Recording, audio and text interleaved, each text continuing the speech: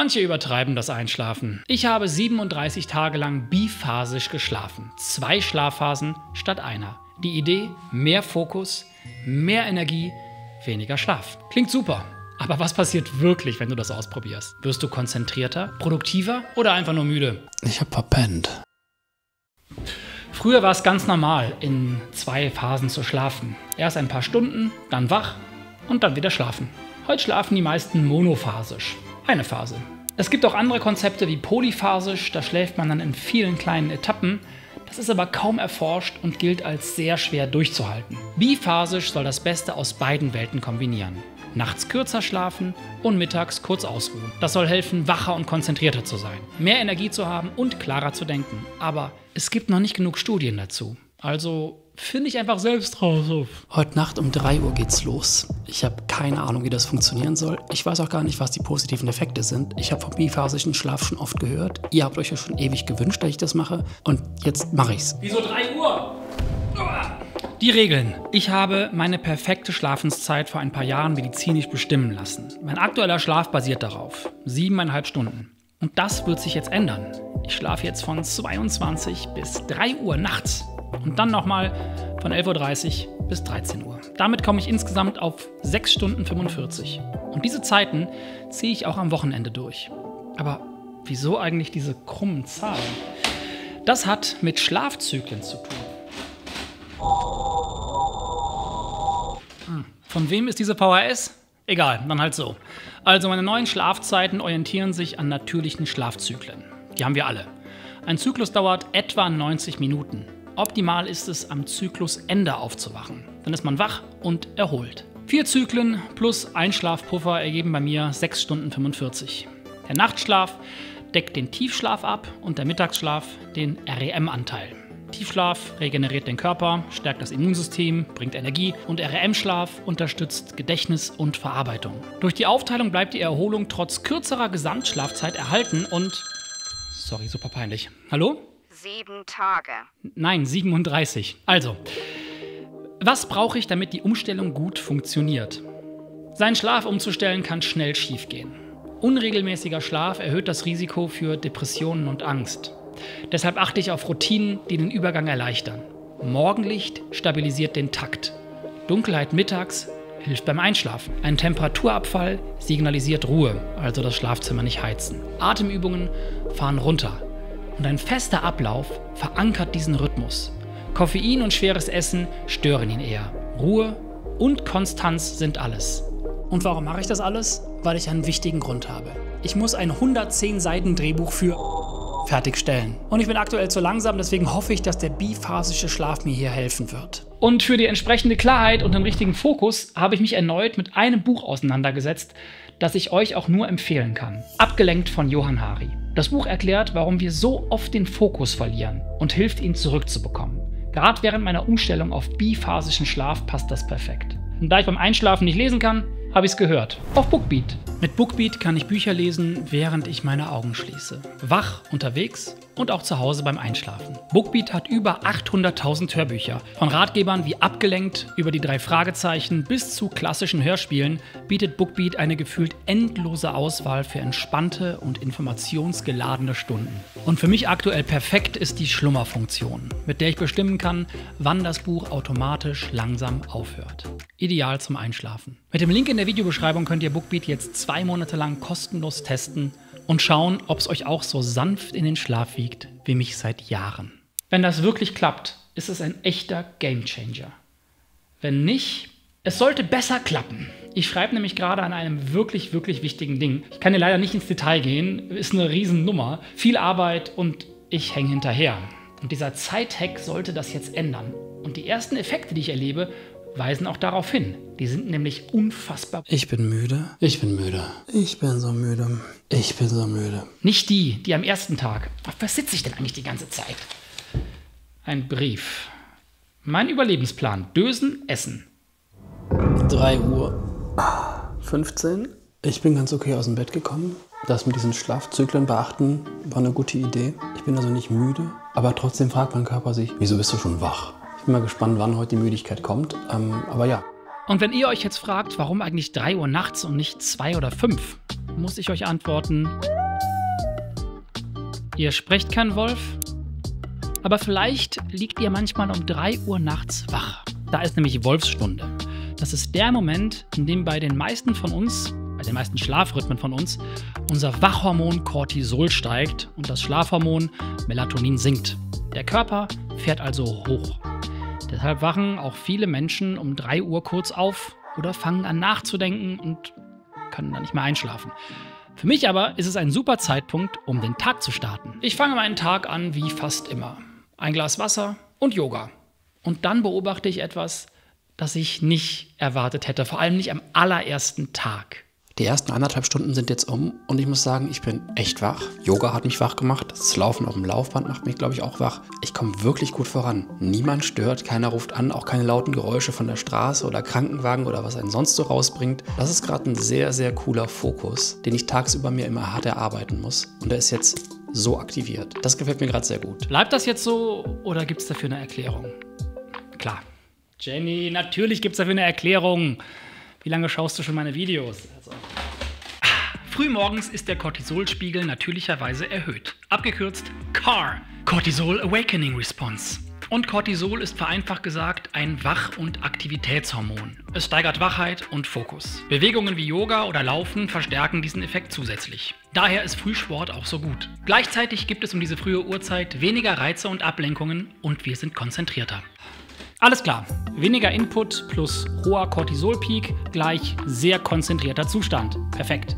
Und während die Welt um mich herum langsam anfängt zu arbeiten, bin ich nach 5 Stunden wesentlich weiter gekommen als sonst.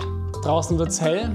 Es ist jetzt 7:30. Ich bin wahnsinnig gut vorangekommen. Das ist wirklich beeindruckend. Gleichzeitig ist mir gerade ein bisschen klar geworden, dass ich überhaupt noch nicht weiß, wie der Rest des Tages wird und wie morgen wird. Vielleicht klappe ich irgendwann total zusammen, weil ich bin jetzt ja von meinem eigentlichen Tagesverlauf schon ganz woanders. Ich weiß ja noch gar nicht, welche Folgekonsequenzen das hat, dass ich heute so gestartet bin und ob sich das aufrechterhalten lässt. Erstmal ist der Effekt super und das, was ich jetzt heute bis jetzt schon geschafft habe, ist mehr, als ich sonst an einem Tag schaffe. Auch wenn ich gerade begeistert bin, habe ich die Sorge, dass der Effekt schnell verpufft und nur so ein psychologischer Hype vom ersten Tag ist.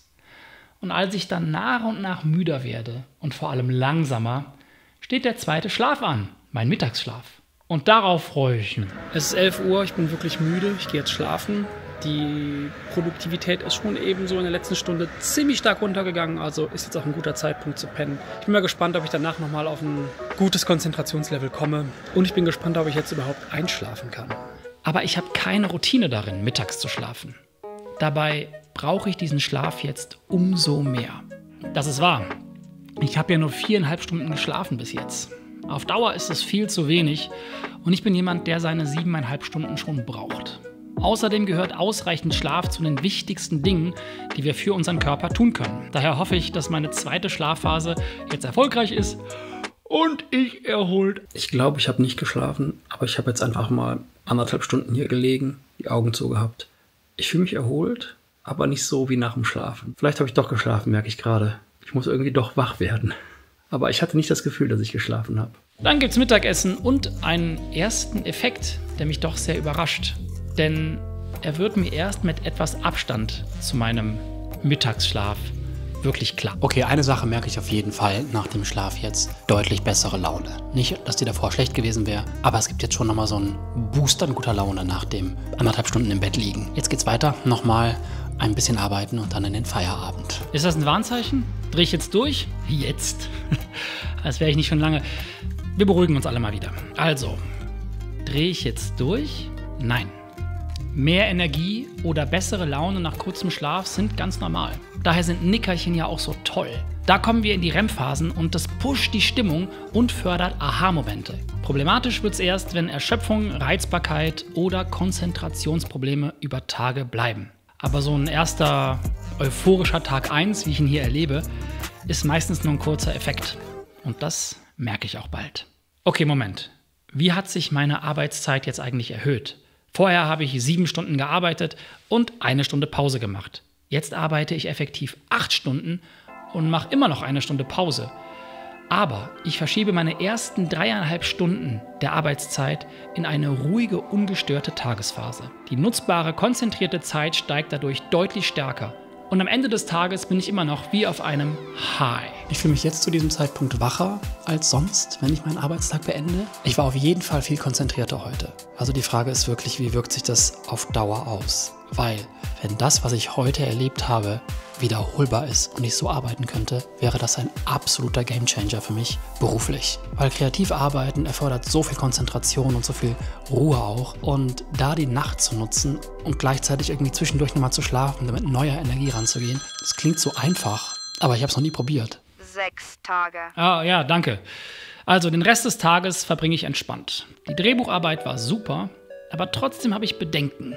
Ich habe auch ein bisschen Sorge, wie meine sozialen Termine so laufen werden. Abends bin ich bestimmt total müde und kann vielleicht gar nicht mehr so präsent sein. Aber damit beschäftige ich mich, wenn es soweit ist. Am ersten Abend schlafe ich sehr müde und zufrieden ein. Schlaf ist ja auch wie so eine Pause, ne? Nein, mein lieber Max, was ich dir jetzt zeige, wird dich umhauen. Schlaf ist kein passiver Zustand. Unser Gehirn läuft dabei klar definierte Phasen. Alle 90 Minuten wechseln wir zwischen Tiefschlaf und Traumschlaf. Im Tiefschlaf regeneriert der Körper Muskeln, Organe und Immunsystem. Im Traumschlaf verarbeitet das Gehirn Gefühle und Erinnerungen. Körpereigenes Melatonin sorgt dafür, dass wir abends müde werden und Cortisol macht uns morgens wach. Zu wenig Schlaf stört diesen Ablauf und erhöht Stress, senkt die Abwehrkräfte und Konzentration. Okay, ich habe Haare im Videorekorder. Jetzt verstehe ich auch, warum das nicht funktioniert. Also, an Tag 2 starte ich auch ein bisschen zerfasert. Heute ist es etwas später, weil ich bin heute Morgen nicht so gut aus dem Bett gekommen. Jetzt bin ich aber wach, aber nicht so wach wie gestern. Mal gucken, wie es jetzt gleich wird, wenn ich anfange zu arbeiten. Ich bin gestern an einem Tag so gut vorangekommen wie das letzte Mal in einer ganzen Woche. Wenn ich so weitermachen kann, wäre das genial. Aber aktuell fühle ich mich wirklich noch sehr müde. Also das ist schon anders als gestern. Ist der Hype vorbei? Nach einem Tag? Oder ist das Teil der Anpassungsphase? Ich bin etwas unruhig, weil ich dieses ganze Experiment für alle mache, um ein Drehbuch fertig zu bekommen, bei dem ich aktuell zeitlich deutlich hinterherhänge. Vielleicht mache ich mir auch einfach viel zu viel Druck, weil ich das Ganze in 3 Wochen abgeben muss. Aber ich muss es halt auch einfach in 3 Wochen abgeben. Ich merke, mein Kopf ist langsamer und ich bin wirklich viel müder als gestern. Also gibt jetzt schon Auswirkungen. Ich war jetzt gerade ganz kurz draußen spazieren. Das hat auf jeden Fall geholfen, mich wacher zu machen. Jetzt gleich ist aber auch schon 7 Uhr. Das heißt, ich habe jetzt relativ lange langsam gearbeitet, aber ich war trotzdem nicht langsamer als tagsüber. Auch am 2. Tag schaffe ich nur 20 Minuten Mittagsschlaf. Und es dauert bis zum 3. Tag, bis ich einen Trick entdecke, der es leichter macht einzuschlafen und hoffentlich verhindert, dass ich immer müder werde. Okay, der Trick ist Mittagessen vorm Schlafengehen. Dann klappt das mit dem Einschlafen hervorragend. Das Einschlafen wird auf jeden Fall besser, aber die Länge der 2. Schlafphase bleibt ein Problem. Etwas über 2 Stunden müsste ich hier schon schlafen, aber das passiert nicht. Wie müde muss ich denn erst noch werden? Ich habe mich hingelegt, 20 Minuten, war danach hellwach. Also 20 Minuten habe ich gut geschlafen und bin auch erholt aufgewacht. Aber meine Hauptsorge ist gerade, dass ich unterm Strich zu wenig Schlaf bekomme. Und? Ihr denkt, ein bisschen Schlafmangel ist schon nicht so schlimm, oder? Fehlender Schlaf wirkt auf Körper, Gehirn und Psyche. Schlaf wird oft unterschätzt. Schon kleine Veränderungen verschieben Hormone, Stimmungen und Leistung. Guter Schlaf ist kein Luxus, sondern entscheidend für unsere Gesundheit. Und der fehlende Schlaf zeigt sich schnell im ersten Effekt. Und damit meine ich nicht, dass ich Dinge vergesse. Das merke ich hier nämlich noch gar nicht. Das kommt später. Ich esse mehr. Also ich habe größeren Hunger und auch nach süßen Dingen. Also in meinem Fall ist es jetzt Obst und so. Und habe auch das Gefühl, ich brauche mehr zu essen. Das ist gerade etwas, was vorher nicht so da gewesen ist in der Form. Wenig Schlaf macht hungrig. Wenn wir zu wenig schlafen, steigt das Hormon, das Hunger signalisiert. Und das Hormon, das für Sättigung sorgt, sinkt. Dadurch essen wir mehr und haben plötzlich besonders Lust auf süßes oder energiereiches Essen. Und schon ein paar Tage mit wenig Schlaf können diesen Effekt auslösen. Und nicht nur den, sondern andere negative Effekte häufen sich plötzlich bei mir. Ich glaube, mir fehlt einfach grundlegend Schlaf. Dann mache ich ja aber diesen Mittagsschlaf, nenne ich es jetzt mal. Nachdem bin ich ja immer noch mal wach, aber nicht so super wach. Aus irgendwelchen Gründen aber. Wenn es dann richtig spät abends wird, habe ich Schwierigkeiten einzuschlafen. Das heißt, meine Einschlafzeit abends wird, obwohl ich immer müder bin, immer länger.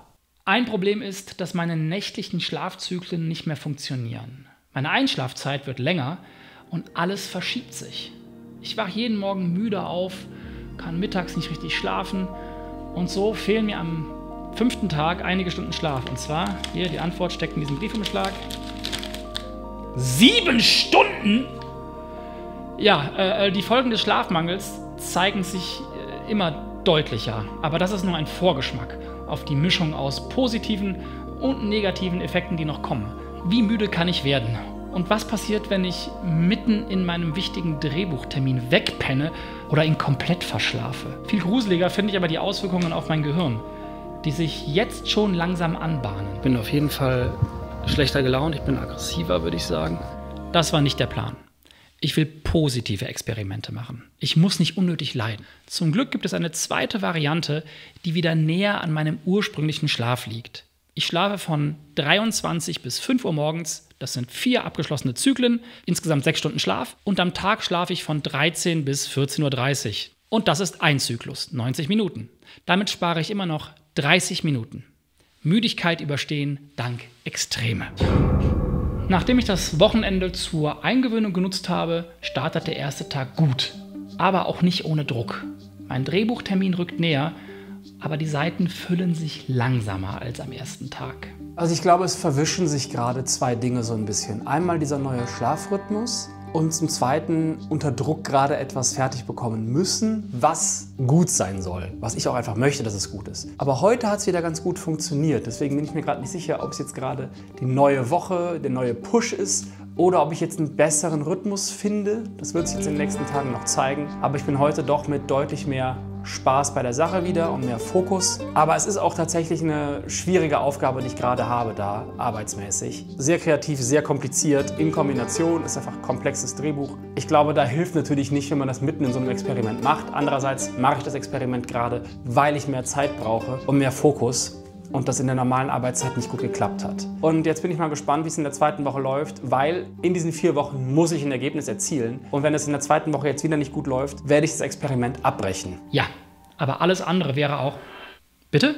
Ich werde das Experiment nicht abbrechen. Ich glaube, sowas wie einen Schlafrhythmus zu verändern, ist sowas tief Eingreifendes, dass das nicht einfach mal innerhalb von einer Woche funktioniert. Ich brauche da einfach mehr Geduld. Ich muss das ganze Experiment ein bisschen nach hinten raus verlängern und mir auch einfach mehr Zeit geben, mich an diese neue Gegebenheit anzupassen. Weil ich das Experiment jetzt um 1 Woche verlängere, fällt der Feedback-Termin für mein Drehbuch jetzt mitten ins Experiment. Es war eigentlich geplant, dass der Termin so ganz am Ende des Experiments in den letzten Tagen passiert, wenn dann alles schon perfekt läuft und ich wieder wach bin, damit ich dann so voller Klarheit mein Drehbuch verteidigen kann.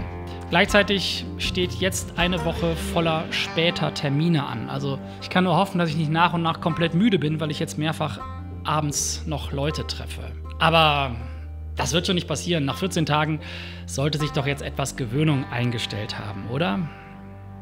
Oder? Josef, wie geht's dir eigentlich? Sehr müde. Machst du gerade kein Schlafexperiment? Hä? Ernsthaft? Haben wir darüber gesprochen? Nein.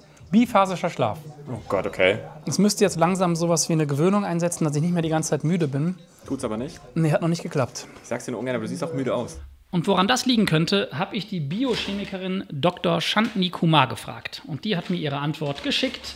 Der Körper passt sich chronischem Schlafentzug nicht an. Im Gegenteil, es führt zur Abnahme der kognitiven Fähigkeit. In einer wichtigen Studie wurden gesunde Probanden untersucht, welche nur 4 oder 6 Stunden pro Nacht geschlafen haben, in einem Zeitraum von 14 Tagen. Alle Probanden zeigten Defizit in kognitiven Leistungen an allen Tagen und erreichte ein Niveau, als hätten sie 1 bis 2 Tage gar nicht geschlafen. Es war klar, dass die Probanden eine schlechte kognitive Performance ablieferten, aber subjektiv haben sie wahrgenommen, dass sie eigentlich es gut gemacht haben und wenig müde waren. Die Übergangsphase von einem normalen Rhythmus in den biphasischen Schlaf kann bis zu 3 Wochen dauern. Während des Experiments ist mir das aber nicht klar, weil ich vorher nie recherchiere. Das mache ich immer erst nach den Experimenten. Aber nach dem tollen Abend unter Freunden ist meine Motivation wieder geweckt. Und ich glaube auch, dass der neue Rhythmus ein bisschen was damit zu tun hat. Ich möchte durch diese schwierige Phase kommen, um das wirklich zu meistern. Und vielleicht ist heute der Tag, an dem es losgeht.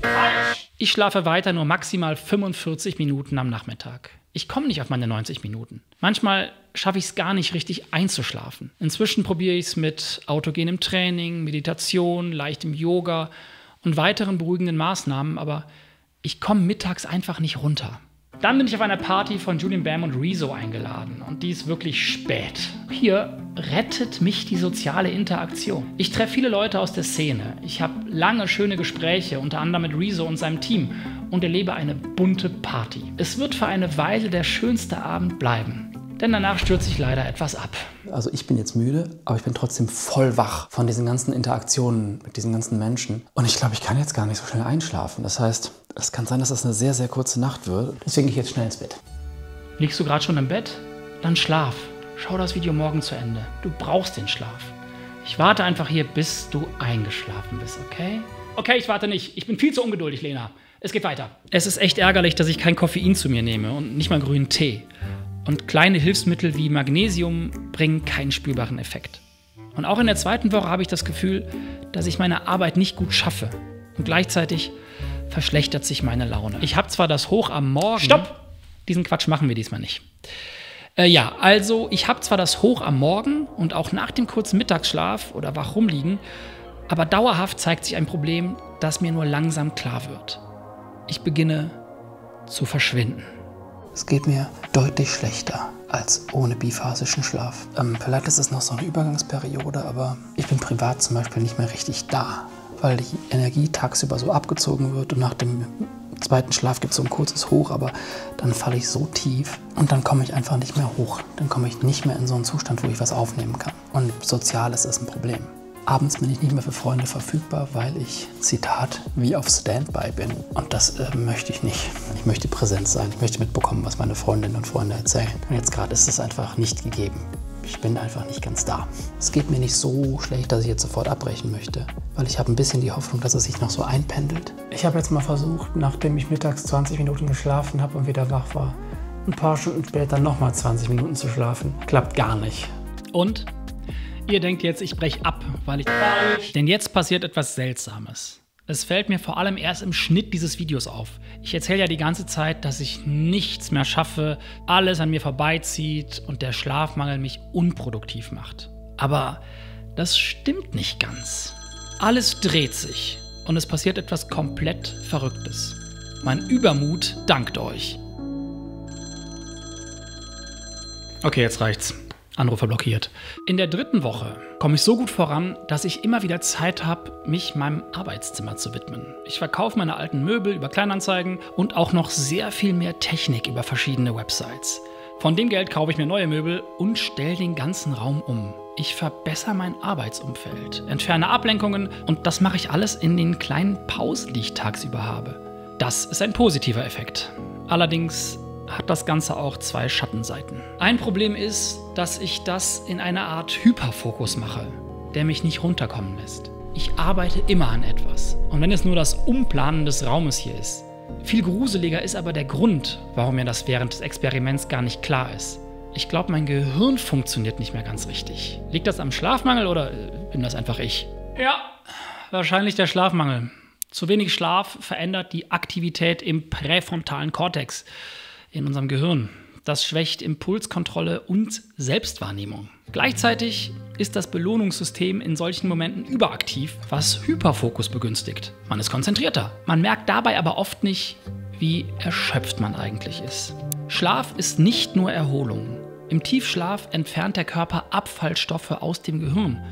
Und Schlafmangel wirkt sich daher auch negativ auf unser Gedächtnis aus. Mein Gedächtnis hat definitiv gelitten und ich finde es wirklich gruselig, wie ich in so einen Modus rutsche, in dem ich gar nicht merke, wie viel ich schaffe, aber wie wenig ich gleichzeitig davon mitbekomme. Was ist, wenn das nicht mehr weggeht? Es bleibt weiter gleich, starte den Tag ist gut und dann geht es langsam so den Berg runter und ich bin abends wirklich so völlig erschlagen, kann aber nicht gut einschlafen. Und ja, ich bin einfach richtig müde, mein Kopf ist richtig müde. Ich habe das Gefühl, mein Körper ist irgendwie wach. Es macht aber eigentlich keinen Sinn, weil ich bewege mich den ganzen Tag auf diesem Walking Pad. Heute bin ich durchgegangen, also bin heute 6 Stunden durchgegangen, ohne Pause. Trotzdem bleibe ich dran. Die Hoffnung, mehr Zeit zu haben, nur ein bisschen mehr Zeit und das Projekt abzuschließen, treibt mich an. Dabei merke ich gar nicht, wie weit ich bereits abgetrieben bin und wie falsch meine Grundintention von Anfang an gewesen ist. Denn ich dachte, ich habe so endlich mehr Zeit. Vielleicht kommt ja noch so ein Twist. Vielleicht kommt noch so ein kleiner Twist, dass es so Klick macht und ab dann wird's besser. Und wenn du dich jetzt fragst, wo hast du eigentlich diese formschöne Regenjacke her? Dann muss ich dir sagen, danke, super lieb. Also ich produziere die selbst mit 2 Freunden, Eduard und Simon, und wir verkaufen sie unter diesem Link. Super nett, dass du fragst, aber jetzt mal weiter. In der 4. Woche falle ich dann nicht vor Müdigkeit um, sondern es gibt endlich eine positive Bewegung. Mein Mittagsschlaf fängt an zu funktionieren. Und ich schaffe es an mehreren Tagen hintereinander, 90 Minuten zu schlafen und ziehe dadurch zurück in den Fernseher. Den einzigen Unterschied, den ich merke, ist, dass es in den frühen Morgenstunden eine höhere Konzentration gibt. Aber dafür ist der Nachteil mit der Müdigkeit nach hinten raus einfach zu groß. Mittagsschlaf klappt inzwischen besser. Gestern wurde ich vom Postboten geweckt, das war ein bisschen nervig. Das war dann auch nicht so ideal, aber meistens klappt das ganz gut. Aber ich würde jetzt sagen, die Vorteile sind nicht ausreichend, dass es Sinn macht, dass man sagt, man verändert den Schlafrhythmus dauerhaft. Und? Ihr denkt, das ist der Durchbruch und ab hier läuft alles völlig entspannt? Denn als der Rhythmus endlich funktioniert und ich eine Woche lang mittags gut schlafen konnte, kommt mir die Realität in die Quere. Mein wichtiger Drehbuchtermin wird eine Woche vorgezogen, weil der Produzent an unserem eigentlichen Termin zu einer Preisverleihung muss. Herzlichen Glückwunsch! Ich habe heute einen Termin, der mitten in meine Schlafenszeit fällt. Ich bin aber ein bisschen nervös, ob mein Körper sich schon so auf diese Mittagsschlafzeiten eingestellt hat, dass ich dann müde werde. Selbst wenn ich jetzt wollte und sagen würde, ich breche das Experiment hier ab, es würde nichts bringen. Ich bin so im Rhythmus drin. Ich bin einfach ein bisschen aufgeschmissen jetzt in dieser Situation. Dieser Termin ist leider nicht verschiebbar. Ich habe es versucht. Es geht um die Verteidigung meines Drehbuchs, das ich einfach nebenbei abgeschlossen habe. Cool. Aber ich habe es so abgeschlossen, fast so, als wäre es jemand anders gewesen, der es geschrieben hat. Es ist genau wie bei diesen ganzen Treffen mit Freunden in der Zeit. Es ist alles etwas nebelig. Und auch die 2 YouTube-Videos, die ich in der Zeit geschrieben und geschnitten habe, erscheinen mir wie weit weg. Und ich kann mich auch nicht gut an den Inhalt erinnern, wenn ich gefragt werde. Aber heute muss ich mich genau an Inhalte erinnern. Und zwar an den Inhalt meines Drehbuchs. 110 Seiten. Und das Ganze dann auch noch während meiner Mittagsschlafzeit. Was ist, wenn ich da wie so ein Zombie sitze oder im blödesten Fall sogar einpenne am Tisch? Ich bin jetzt auf dem Weg zu dem Termin und merke auf jeden Fall schon das Energielevel, das so krass nachlässt. Es ist schon krass, wie der Körper sich umstellt, um dann halt zu bestimmten Zeiten nicht mehr voll da zu sein. Ich merke, dass meine Konzentration nicht mehr da ist. Auch jetzt gerade die Kamera halten und vernünftig zu sprechen, das ist schon schwierig und das ist kein gutes Zeichen für den Termin gleich. Der Termin entscheidet, ob das Projekt gecancelt wird oder ich final fertig schreiben darf, was dann zu einem Film und dann erst der endgültigen Bezahlung führen würde. Habe ich das vorher nicht gesagt? An dem Termin hängt echt viel und es ist wirklich ärgerlich, dass er vorgezogen wurde. Das passiert normalerweise auch nicht. Das war jetzt eine Sondersituation. Das ist mies. Und so fühle ich mich tatsächlich auch nach dem Termin. Also eine spannende Sache ist passiert. Ich habe es irgendwie geschafft, konzentriert zu bleiben. Halbwegs, nicht so wirklich gut, aber okay. Aber ich habe so angefangen zu schwitzen. Also der ganze Rücken ist nass geschwitzt. Der Körper hat wahrscheinlich irgendwie die Energie sich von woanders geholt. Aber ich bin jetzt nass geschwitzt und auch so durch. Ich weiß gar nicht, ob ich müde bin. Ich bin durch. Der Termin war A. super, B. schlecht, C. zufriedenstellend. 50-50 Joker. B. schlecht, C. zufriedenstellend. Telefonjoker, logisch. 7 Tage. Diese Antwortmöglichkeit gibt es nicht und C ist korrekt. Das Projekt wird nicht gecancelt. Aber es gibt einige Rewrites und eine neue Deadline. Das ist insgesamt zufriedenstellend. Und plötzlich spüre ich mehr und mehr positive Effekte. Muss aber auch sagen, dass ich wie hinter so einer Glasscheibe lebe. Ich fühle mich im Moment wie so eine Maschine. Im positiven Sinne, weil ich wie am Fließband gerade alles wegarbeite, was getan werden muss. Das heißt, ich komme viel mehr hinterher, es bleibt viel weniger liegen. Nachteil ist, es fühlt sich halt an wie am Fließband. Es ist aktuell einfach hardcore, seelenloses Arbeiten. Nicht nur das. Ich verliere den Bezug zu allem. Ein Problem bleibt nämlich bestehen. Ich erinnere mich nicht wirklich an das, was ich mache. Wenn man mich fragt, was ich am Vortag gemacht habe, keine Ahnung. Und das ist ein Warnsignal. Das ist mir aber gar nicht klar, weil ich aktuell alle Warnsignale ausblende, was auch zu diesem Zustand gehört. Und meine Ausfälle fallen aber immer öfter auch im Freundeskreis auf. Wortfindungsstörungen oder während des Sprechens vergessen, was ich gerade sagen wollte. Es ist der Gedanke schon wieder weg. Das passiert leider auch ein bisschen oft beim biphasischen Schlaf. Man ist entweder im Fokus komplett oder die Konzentration ist so flüchtig. Ja gut, ne? Ist auch mal wieder 5 Uhr morgens. Bin vielleicht auch einfach saumüde. Und ihr denkt, jetzt habe ich eine neue Schlafroutine, die einwandfrei funktioniert und mein Leben verändert? Wenn ihr das denkt, muss ich euch leider sagen, schlaft ihr? Das ist ein Riesendesaster. Es ist nichts in Ordnung, nichts ist richtig. Es ist falsch. Trotzdem habe ich eine wichtige Erkenntnis. In Woche 4 merke ich etwas, das ich lange ausgeblendet habe. Auch wenn ich jetzt noch nicht die richtigen Schlüsse daraus ziehen kann. Ich glaube, ich habe viel, viel mehr geschafft, ohne dass mir das bewusst war. Ich habe zum Beispiel diesen kompletten Raum umgestellt. Nach der Veränderung hatte ich das Gefühl, es ist noch mal effizienter geworden, was vielleicht damit zu tun hat, dass es hier so viel leerer jetzt ist und noch mehr Möglichkeit zum Fokus da ist. Und trotzdem ist es nichts für mich, weil ich nicht wach werde. Ich habe vormittags meinen Fokus gehabt und war da und dann bin ich in den Standby. Das heißt, meine gesamte Zeit so sozial, die ist wie so im Nebel. Ich habe richtig tolle Gespräche geführt in der Zeit, weiß ich, aber ich erinnere mich nicht an den Inhalt der Gespräche. Und deshalb ist das Quatsch für mich. Biphasischer Schlaf funktioniert für mich nicht. Aber bevor ich den Traum vom biphasischen Schlaf ganz aufgebe, ziehe ich es noch eine ganze Woche durch, um wirklich mal 4 Wochen am Stück den gleichen Rhythmus gelebt zu haben. Und dann werde ich tatsächlich noch überrascht. Mein Über-Ich darf entscheiden.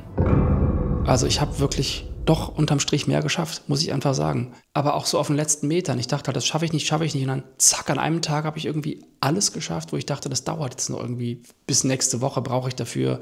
Nee, ging dann super schnell. Also mein Einschätzen, wie lange ich für etwas brauche, hat sich total verändert oder war ganz falsch. Aber meine Konzentration ist einfach so durch den Wind, dass ich das nicht selber einschätzen kann. Also wenn ich in den Flow komme, vor allem in den frühen Morgenstunden, dann klappt das super gut. Ich funktioniere.